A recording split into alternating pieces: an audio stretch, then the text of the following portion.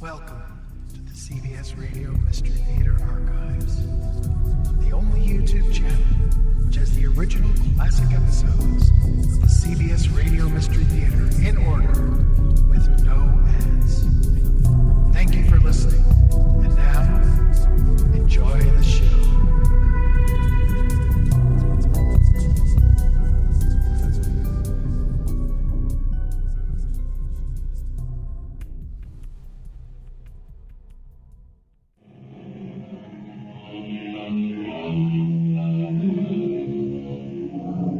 Come in. Welcome.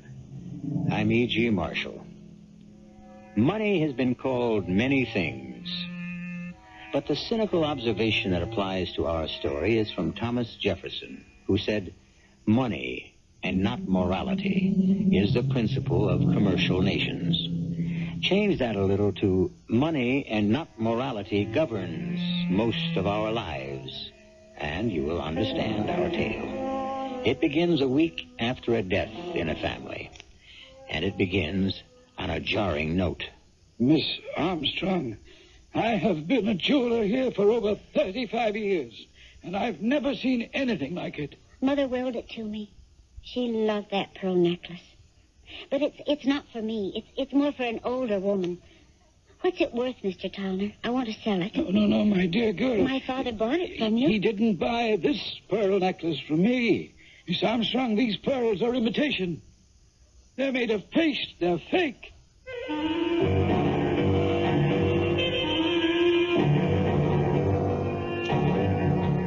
Our mystery drama, Crime Casts a Shadow, was written especially for the Mystery Theater by Roy Winsor and stars Evie Juster and William Redfield.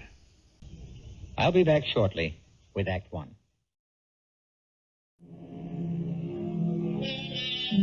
Our theme is money and morality. It is said of Diogenes that he walked around in the daylight carrying a lantern, looking for an honest man. Well, that was a little extreme.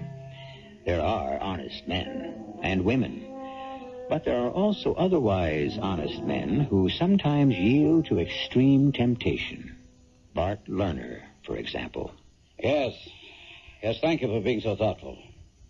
No, there was no suffering. She just, drifted away. My stepdaughter and I were with her when she died. We've expected it for almost a year, after all. No, there was no chance of recovery. It was nephritis, and the kidneys just stopped functioning. Thank you again. I sure appreciate your call. Yes, goodbye. Hi, Bart. You got a minute? Oh, hey, Gay. You up so early? It's only 9:30. Well, sure, I'm not expected in White Plains till 10. What is it? Remember this? Sure, of course. Your mother's pearl necklace. Mm-hmm. It's beautiful. Well, what are you doing with it? I thought it was in the safe deposit box at the bank. It was. I picked it up yesterday. Oh? Why? Well, my mother left it to me in her will. No conditions attached. She suspected I'd sell it and use the money as a nest egg. Well, why not, honey? It's too old-fashioned for a young woman like you. You might as well sell it. I tried to. Well, you mean today? Mm-hmm. At 9 o'clock this morning. I had an appointment with Max Towner. Oh. My father bought the pearl necklace from him years ago. 15 years ago. 5 years before he died. Yeah. Well, what did old Max offer you for it? Nothing. Nothing? Nope. Not a cent. Max said the necklace is worthless. The pearls are artificial, made of some kind of paste or something. Well, be darned. Are you sure? He was. He sold a real pearl necklace to my father for $12,000. I thought I might sell it for 15 or more. Well, I don't know about that, Gabe. The real necklace is worth that much or more, but that's beside the point now. This imitation isn't worth anything. Bart, what happened to the original necklace? Have you any idea? No, honey, I really haven't. Well, didn't my mother ever talk to you about it? No, your mother was a very sick woman for the last year, Gay. She was bedridden. I haven't seen her wear that necklace for many years. Did you put it in the safe deposit box for her? Not that I recall. No, she must have done that herself before she was confined. What could have happened to the real necklace, and who replaced it with this? Gail, let me ask you something. What value has the necklace for you? Well, it was a kind of trust fund for me. With $15,000, I could begin to build an estate. Sure. And instead you feel cheated. I don't know what I feel. I can't believe that Mother cheated me. Do you think she sold it? But if she did, why didn't she tell me? And why should she have sold it, Bart? You and my mother were pretty well fixed for money. Oh, not that well off. Oh, sure, the past year I've done well. But before that, with your mother's illness, we were pretty pinched. You know, medical expenses and... well, let's not talk about it. It's only 2 weeks ago since she... I know. I feel terrible. Like a vulture. But Mother would have understood. The necklace was left to me to keep or to sell. And now I can't do either. Could she have sold it? Sure, she may have. You say that, Bart, as if you know something you're holding back. No, it's nothing I know. But it is something you suspect, right? Well, I was puzzled at the time, I admit. I was thinking of taking out a second mortgage in the house to meet some large bills. And your mother objected strongly. You know how she was. Pay as you go and stay out of debt. I know. But if she sold the necklace, why didn't she tell me about it? Probably because she expected to redeem it. I really don't know, Gay. Well, I want to find out. Look, I tell you what.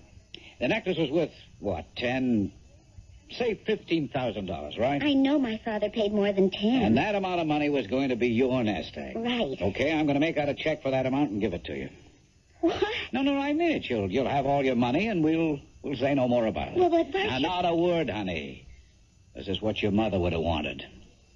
Oh, then you know she sold the necklace. I know nothing of the sort. All I know is that I never took a loan, and somehow the bills got paid. The nurse who stayed with us, the doctor bills, the hospital tests. Oh, sure, the insurance covered part of it, but almost half of the expenses we had to pay for. I insisted, she explained, but she just smiled, you know the way she did, and said I wasn't to worry. I had enough to worry about with my contracting business. So you suspected she'd sold the necklace, huh? Your mother never would let the subject come up. I didn't realize. Now, look, it's all settled. Bart, I just can't let you... Honey, look at it this way. If your mother helped me out at a time when I sure needed help, I owe her whatever the necklace is worth today. We'll make it $15,000. The necklace was left to you. It's gone. Let's forget it. But I can't forget what I owe. I'll have a certified check for you for $15,000 when I come home from work. But I don't know what to say. I'm very fond of you, honey. I think of you as a daughter. Oh, and you know I'm fond of you. And all I can say is thank you. It's an awful lot of money. No, I done well this year. I don't think about it. Well, what do you suppose became of the real pearl necklace? Somebody bought it. Through the jeweler, Max Tallman? Maybe, or maybe it was sold direct. I wouldn't know. Why? Curiosity. I just can't imagine Mother selling it without saying anything. I thought we'd agreed to forget about it, Gay. Oh, I suppose I should, but, it bugs me. It's so unlike Mother. Well, there's nothing to do. Just forget it. I can't. I have to find out what happened to the real pearl necklace.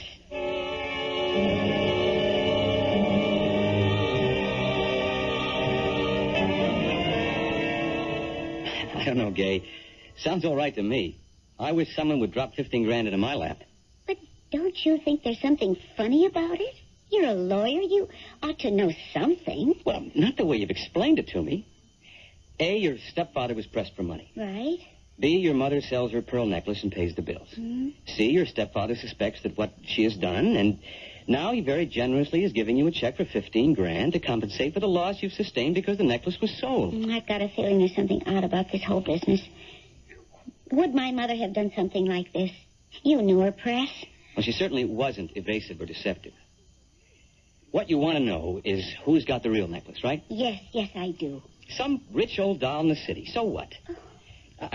I don't know what you're out to prove. Some woman's got the necklace, you've got the money, or you will have it. So why not forget it? No. You think your mother didn't sell the necklace. You think that maybe Bart Lerner stole it. Oh, I don't know. I just can't believe it. Not Bart. He's a good man. Well, lots of good guys have turned bad. Oh, not Bart. Well, then what about this feeling of yours? Well, it's also unsatisfactory. Now, listen to me. I telephoned Max Tollner, the jeweler, late this morning because Bart said maybe Max had bought the necklace from my mother. The answer is no. Max sold it to my father, but he hasn't seen it since, not in 15 years. So where could Mother have disposed of the thing? Well, maybe in the city. Lots of dealers. You mean fences, right? No, legitimate dealers. The necklace hadn't been stolen. Your mother owned it. She had a right to sell it or to borrow on it. Well, but maybe somebody took it out of the safe deposit box at the bank. Impossible. Only someone authorized is allowed to examine a safety deposit box. Mother, me, Bart Lerner. And I didn't swipe the necklace. And neither did your mother. It was her property. She had a right to remove it. And neither you nor Bart Lerner had that right. So if your mother didn't sell it, and if you didn't steal it... Don't be stupid, Fred. Well, then Bart Lerner did. Look, we're going on in circles, baby. Let's have some dinner. We can talk more over some food, huh? All right, Fred. But I want to get to the bottom of this funny business for my own satisfaction. It just wasn't like Mother to sell such a gift for my father.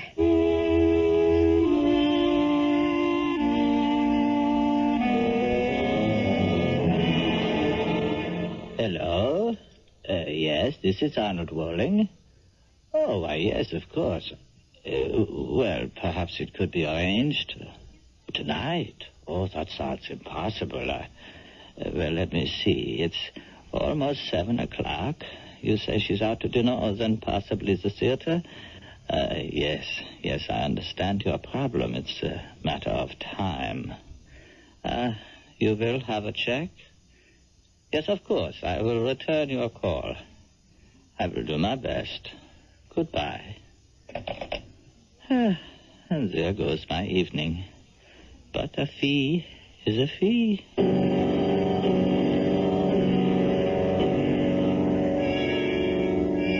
Yay, I'm glad to see you out. I was awfully sorry to learn about your mother.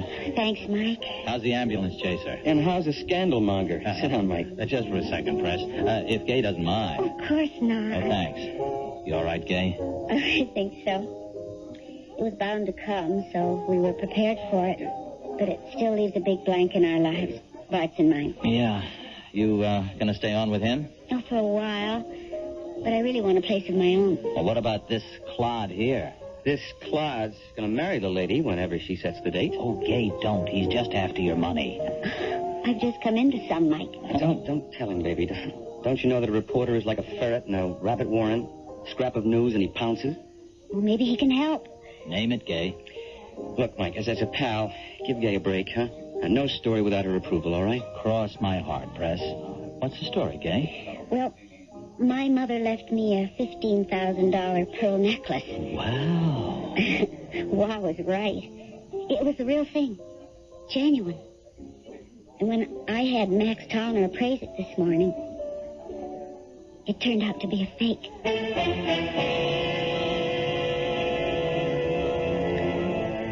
You know how it is after someone has died. Not long after the mourners have departed, the oftentimes unhappy business of settling the estate begins. It's somewhat unusual, however, when a daughter discovers that a costly pearl necklace willed to her by her mother is worthless. Had the mother sold it? Perhaps. Had the stepfather sold it? More likely. But why? We'll find out when I return shortly with Act 2.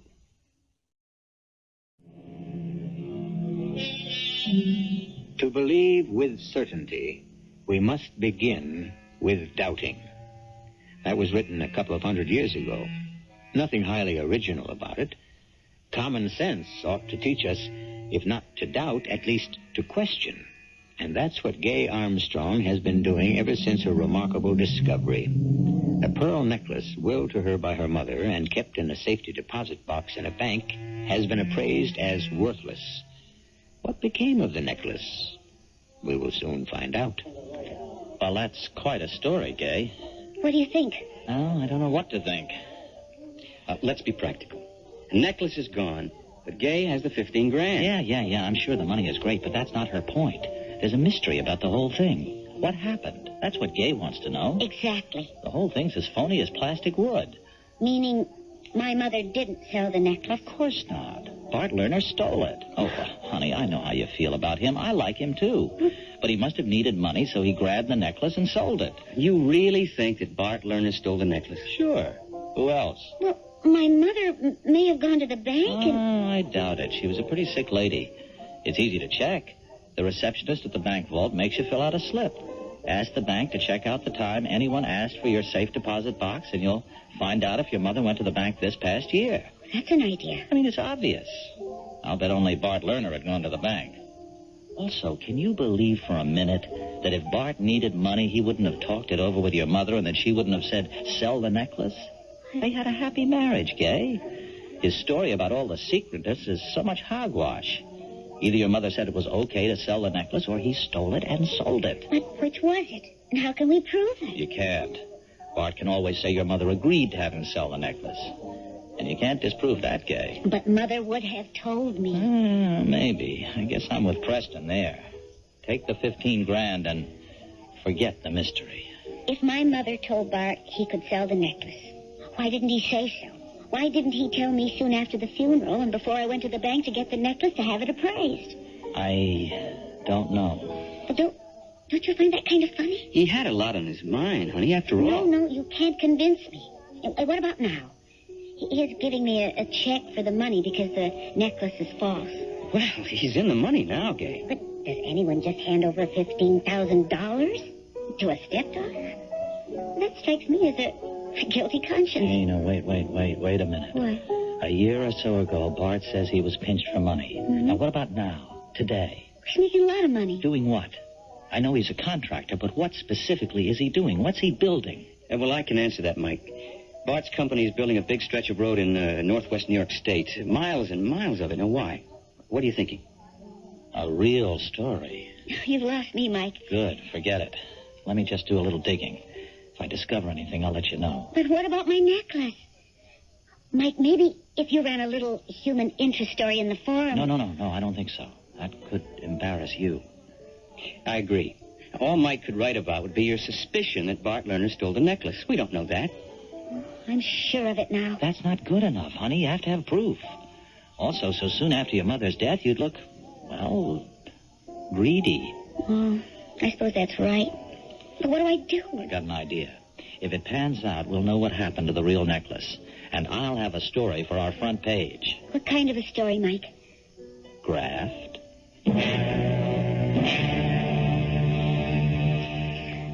Good evening, Mr. Worley. It is kind of you to see me, Mrs. Knight. I apologize for my late visit. 9:30? I'll be up for hours. Well, Mr. Worley, I'm intrigued by your visit. What you told me over the telephone. Oh, well, it's a very unusual situation. The original owner of the pearl necklace wants to buy it back. Isn't that what it comes down to? Yes. That's it. Well, may I ask why? Not that I'm willing to sell the necklace.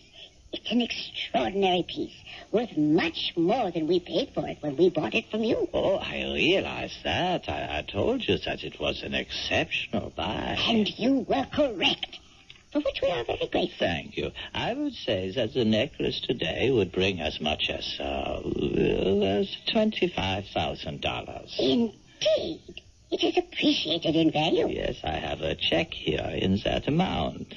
I beg your pardon. Here is my check for $25,000, Mrs. Knight. But I have no idea of selling the necklace. I know that. You're being very mysterious. I will give you this check. You give me the necklace. Keep the check. Don't deposit it. In a few days, I will return with your necklace, and you will give me the check. I will tear it up and give you another check for $1,000. $1,000? For your cooperation. I have never heard of anything like this. Well, neither have I. I told you it is a very unusual situation. But it doesn't make sense.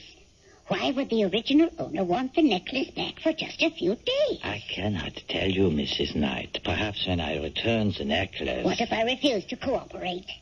Well, I will just report your refusal to my client. Well, there are some persons who, shall we say, play rough. Are you threatening me, Mr. Wolling? Oh, good heavens, no. The very idea of violence appalls me. Well, it sounded like a threat. Well, not for me. But if my client can't explain the disappearance of the pearl necklace to others, there's no telling how many persons might be hurt. Well, it's not only unusual, Mr. Wolling. It's rather unpleasant. Oh, I agree. What if I turn the necklace over to my bank? Don't tell me these so-called strange men would break into the bank. Oh, no, certainly not. That would be crude and obvious. You frighten me. It frightens me, too. Why do you think I've given up my evening to pay you this visit? I've enjoyed meeting you again, but I'm not here by choice. I see. Then I really don't have a choice, do I? The police? Oh, they could protect you. Up to a point. It is incredible. Sickening. As if I were being watched and controlled by some kind of secret police. Well, Mrs. Knight?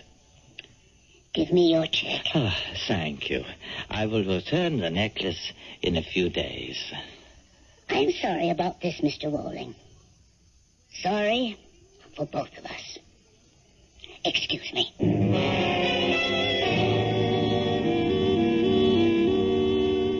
Hi, honey. What, Bart? It's almost midnight. What are you doing up so late? Oh, waiting up for you. You have a nice time? Very nice. Well, how's Preston? Fine. Did you just wait up, or did you want to see me about something? Well, yeah, matter of fact, I did. Huh? I've been thinking about you all day long.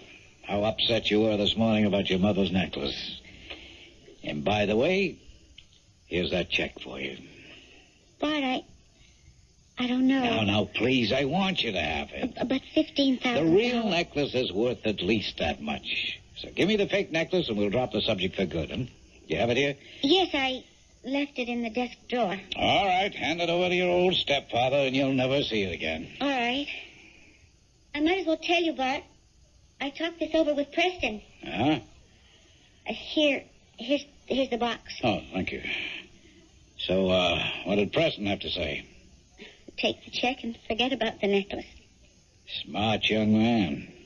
Now, let me take a look at this thing.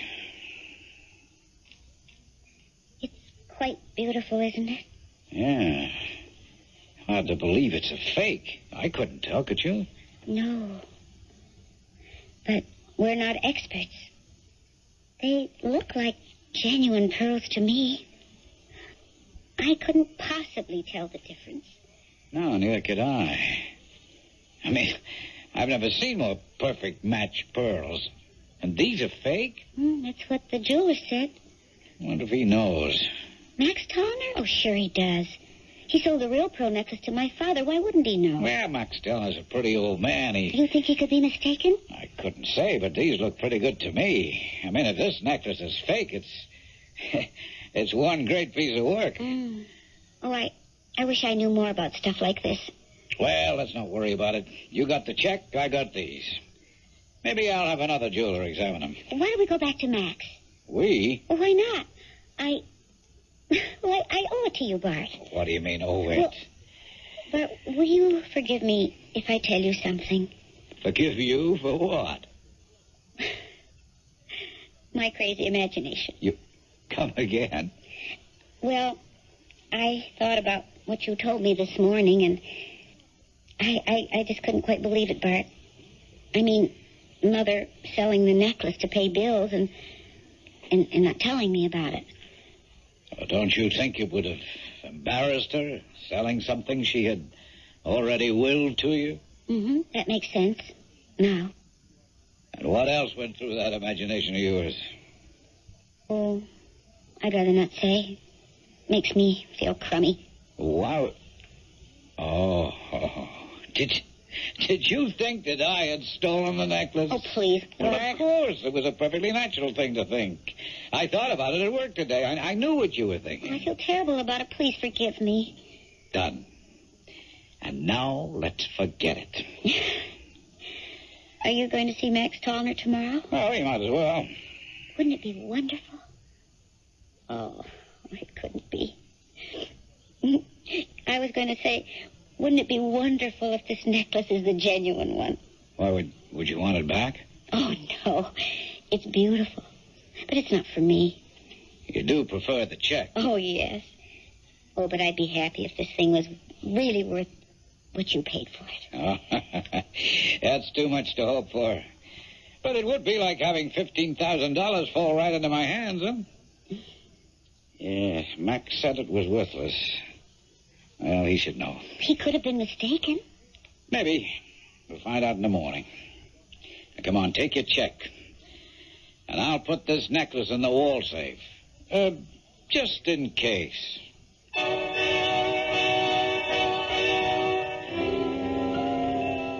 From what we've heard, that pearl necklace seems to be a rope of hemp around Bart Lerner's neck. Why? Even though he took the necklace and sold it, no one could prove that his wife had not given it to him to sell. That was the reporter's point. But a crime, however small, somehow has a way of raising its head and staring down the person who committed it. I still don't know what Bart's real crime was, but we'll find out when I return shortly with Act 3. Crime really does cast a long shadow, meaning that there is always a vestige of a shadow trailing, however faintly, the person who did something wrong. Many crimes are not detected, of course, but they are known to the person, and try as hard as he will, his knowledge of something evil he has done cannot be erased from his conscience. If a man's life is his character, as many philosophers and writers maintain, then Bart Lerner was flawed by the weakness of temptation. Its consequences will now become apparent.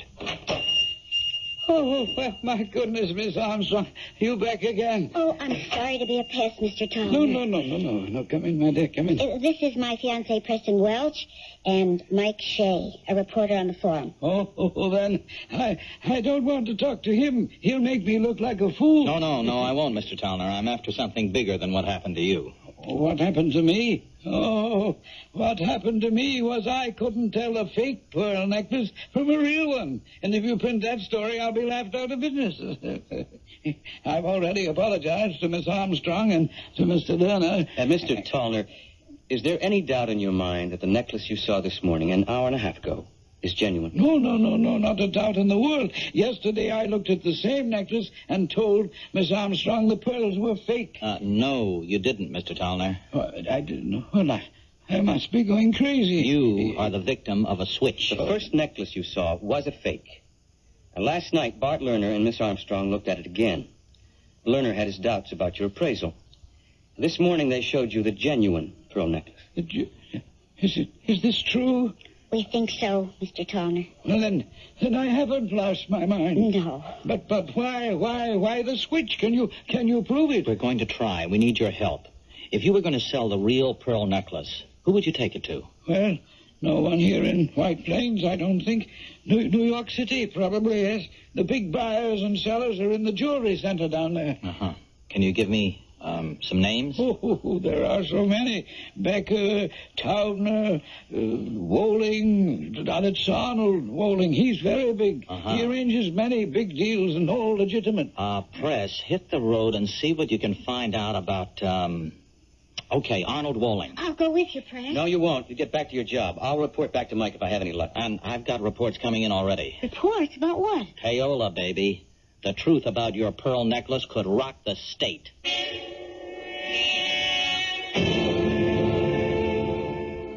Thank you for seeing me, Mr. Walling. You said that you are a lawyer? Yes, I practice in White Plains. Oh, I see. And you said you wanted to ask me about a pearl necklace? With the idea of buying one? No, Mr. Walling. With the idea of finding out the name of the person from whom you bought it. Assuming that I did buy such a necklace, the name of the seller is confidential information. You can, of course, understand that. Of course. Just what is your interest in the necklace? It was willed to a young lady I know. When she went to have it appraised, it was declared worthless. A fake necklace had been substituted for the genuine one. Oh, I see. Do you, Mr. Walling? Someone had to make that false necklace. You bought the genuine one and sold it. Those were legitimate transactions, Mr. Welch. I don't question that, but if you sold it, how did it happen that this morning at 9 o'clock, the young lady had the necklace appraised a second time, and this time it was the genuine article? I can't say. Did you help to arrange the switch, Mr. Walling? And before you answer, it is the opinion of a very sharp newspaper reporter, Mike Shea, and mine also. The money obtained through the sale of the pearl necklace was used as payoff money to an unscrupulous member of the Roads and Highways Commission. What does that have to do with me? I want the name of the person who sold the necklace to you and the person to whom you sold it. You don't know the former? Yes, but I want your testimony as proof. And I want to visit the buyer in order to piece the scheme together. And if I tell you what I know? I'll give you my word that I'll protect you and the buyer from publicity and innuendo. As a businessman, I have never violated a confidence. I said I'd protect you from publicity and innuendo, Mr. Walling. But can you protect my life?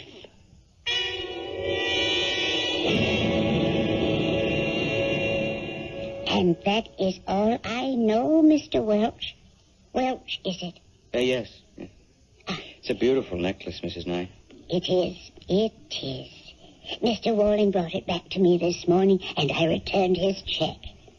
You will keep my name out of the papers, won't you? Certainly. It's an evil talisman. Well, I'm sorry for the stepfather. You say he's a nice man. Yes, he's very nice. He made a mistake is all. Not so much in selling the necklace to Mr. Walling, but in paying money to influence the paving contract. You know that for a fact? Just about. You expect him to involve the man he bribed? Well, he'll have to explain what he did with the money. If he won't, it'll go to court. Under oath, he'd have to talk. Alternative is jail. Oh. I wouldn't like to see that happen. Oh, but he'll be punished, of course. But if he cooperates with us, he might just be fined and placed on probation. I'm sorry for him. I am, too. As I said, he's really a nice man.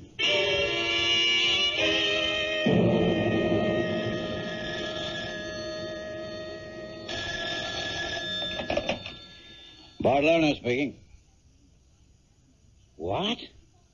Why, I can't believe... A story in tonight's forum. Oh, I'll be ruined. No, of course not. Who telephoned you? Walling?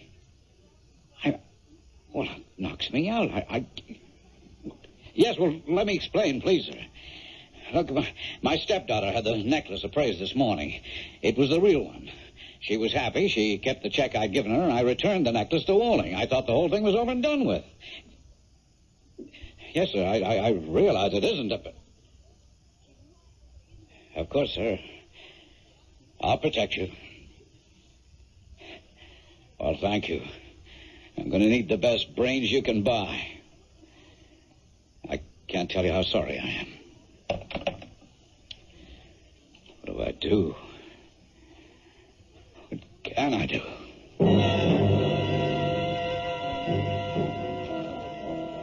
Here's Mike. Yep, right off the press. It's, not a nice story, Gay. Oh, Mike. Public road paved with pearls.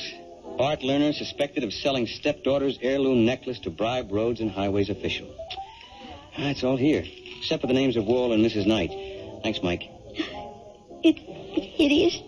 Poor Bart. Poor Bart, my foot. He stole your necklace, Gay, and used the money for payola. He's a small frog. We've got the big one on the hook, and with or without Bart's cooperation, we're going to deck him. But it is so cruel, seeing it in cold print like this. I can't face Bart. I just can't. Yes, you can. But I betrayed him. Gay, if he had told you the truth in the beginning, none of this would have happened. He deceived you. He made 2 mistakes. Acting surprised when you found out that the necklace was a fake, and then scrambling to work out a switch. Come on, Gay, let's get over there. You can't hide from this. He won't squeal on the commissioner. You think he'll prefer to go to jail?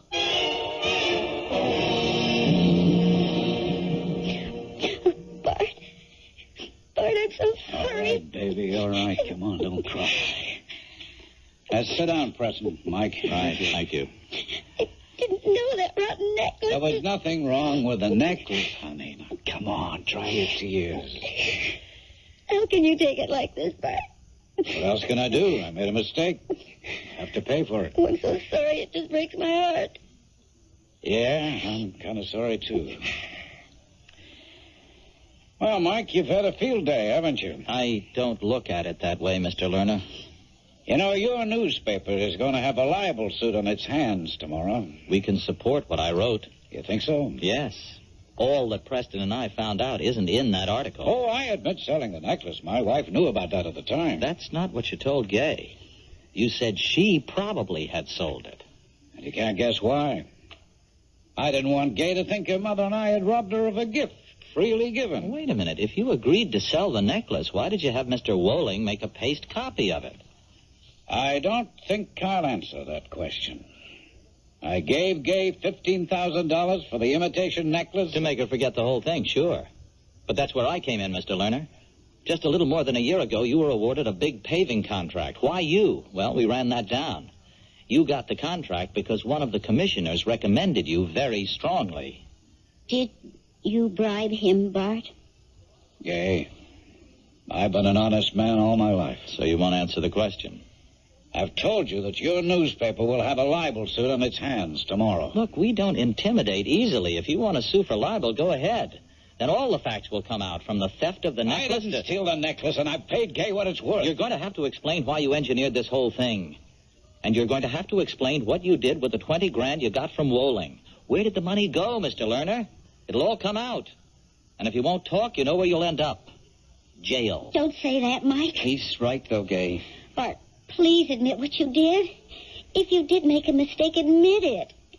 Isn't that what you've always told me? Admit a mistake and you can be forgiven? Well, honey, that's easier said than done. Have you been threatened? Already? What are you talking about, Mike? Oh, Gay, you're really very naive. Your stepfather is in trouble. You mean if Bart talks, they'll kill him? Sound melodramatic? Well, it's true. He's already been warned, haven't you, Mr. Lerner? Yep. Well, you get rubbed out or spend a long time in jail. Not much of a choice, is it? I wouldn't like to make it. Well, I'm not talking. I'll see you in court, Mr. Lerner. Good night, Mr. Lerner. Gay, I'll be going too. Talk to you tomorrow, baby. Okay. Bart, Yeah? did you bribe that man? No, honey. You didn't? No. Well, I don't understand then. He got the money. If he had... Yeah, he got the money. Who gave it to him?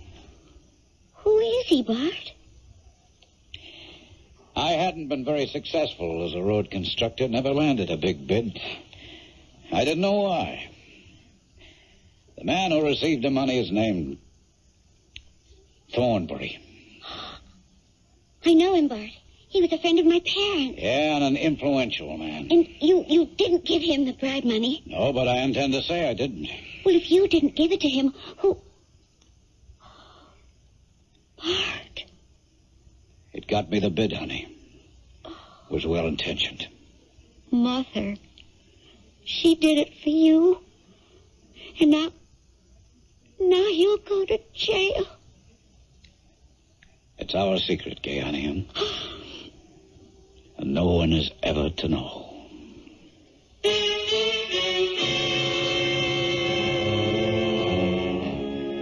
And so the long shadow of a loving intention, which was a crime, for bribery certainly is that, will imprison a guiltless man. Not if he'll tell the truth, but could he do that to the memory of his dead wife and to the stepdaughter he loves? Quite a remarkable man, Bart Lerner. I shall be back shortly.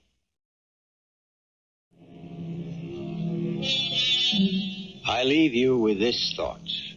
Crime is never founded on reason. Mrs. Lerner wanted to do her husband a favor. He'll go to jail rather than sully his dead wife's memory.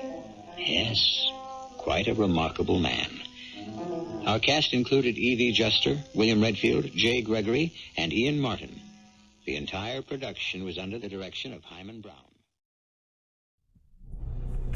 I hope you enjoyed this episode of CBS Radio Mystery Theater.